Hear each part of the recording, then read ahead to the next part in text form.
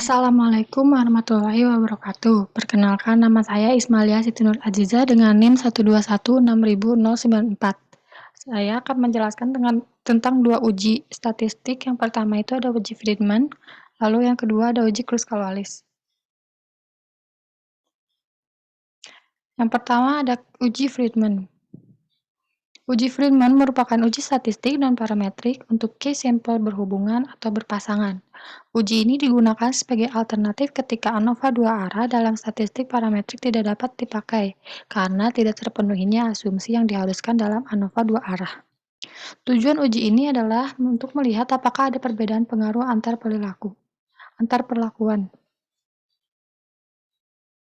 Lalu ada fungsi dan spesifikasi dari uji Friedman.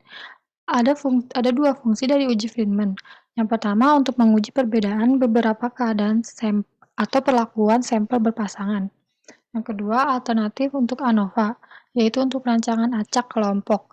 Uji ini didasarkan atas data yang sebelumnya perlu diberikan, peringkat untuk respon perlakuan dalam setiap kelompok. Lalu ada spesifikasi dari uji Friedman itu sendiri, yaitu ada data berskala ordinal. Pengujian dilakukan dengan memberi peringkat masing-masing objek. Lalu ini ada contoh kasusnya dari uji Friedman. Jika kita sudah punya datanya, kita masukkan ke SPSS, lalu klik Analyze, Non-Parametric Test, Key Related Sample, dan semuanya dimasukkan ke test variable, lalu test type-nya adalah Friedman, maka akan didapatkan hasilnya.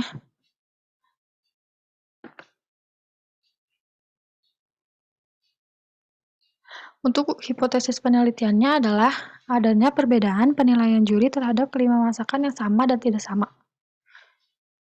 Lalu hasil dari SPSS-nya adalah seperti ini. Kriteria uji yang didapat adalah H0 ditolak jika p-value lebih kecil daripada derajat kebebasannya. Kesimpulannya, berdasarkan hasil SPSS tersebut, p-value sama dengan 0,004 kurang dari derajat kebebasan sama dengan 0,05. Maka H0 ditolak, maka dapat disimpulkan bahwa penilaian juri terhadap kelima masakan tidaklah sama. Lalu yang kedua ada uji Kruskal-Wallis. Uji Kruskal-Wallis adalah uji non-parametrik berbasis peringkat yang tujuannya untuk menentukan adakah perbedaan signifikan secara statistik antara dua atau lebih kelompok variabel independen pada variabel dependen yang berskala data numerik, interval atau rasio, dan skala ordinal. Adanya asumsi uji Kruskal-Wallis. Perlu ditekankan lagi bahwa syarat atau asumsi uji ini adalah ada 4. Yang pertama, variabel independen berskala kategorik lebih dari 2 kategori. Yang kedua, variabel dependen berskala numerik, interval atau rasio atau skala ordinal. Independen artinya sampel di tiap kategori harus bebas satu sama lain, yaitu tidak boleh ada sampel yang berada pada 2 kategori atau lebih. Lalu yang terakhir, tiap kategori memiliki variabilitas yang sama, yaitu bentuk kurve, histogram, atau sebaran data yang sama. Apabila bentuk sebaran data sama, maka uji Kruskal-Wallis dapat digunakan untuk menilai perbedaan median antara kategori. Sedangkan jika bentuk sebaran tidak sama, maka uji ini tidak dapat digunakan untuk menilai perbedaan median, jadi hanya untuk menilai perbedaan peringkat rata-rata. Untuk contoh kasusnya seperti ini. Jika kita sudah mendapatkan datanya, maka kita akan analyze non-parametric test,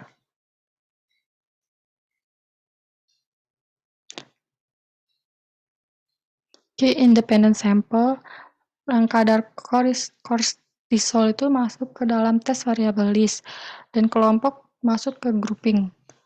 Dan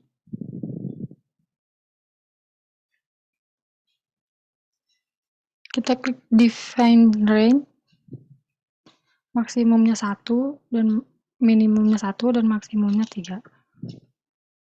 Lalu test type-nya adalah Kruskal-Wallis. Maka akan didapat 2 tabel, rank dan tes statistik.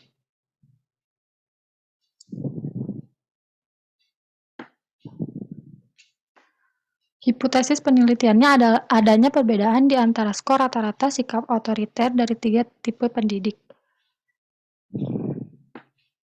Statistik ujinya kita mendapatkan 2 tabel, yang pertama tabel ranks, dan yang kedua adalah tabel tes statistik. Kriteria ujinya, maka H0 itu ditolak jika p-value lebih kecil daripada derajat kebebasannya. Kesimpulannya, berdasarkan hasil SPSS tersebut, p-value-nya lebih kecil sama dengan derajat kebebasan, maka dapat disimpulkan bahwa terdapat perbedaan di antara sikap otoriter dan dari tiga tipe pendidik. Pendidik bertipe administrator bersikap paling otoriter dibanding 3 pendidik lain. Sekian dari saya, terima kasih. Mohon maaf bila banyak kesalahan. Wassalamualaikum warahmatullahi wabarakatuh.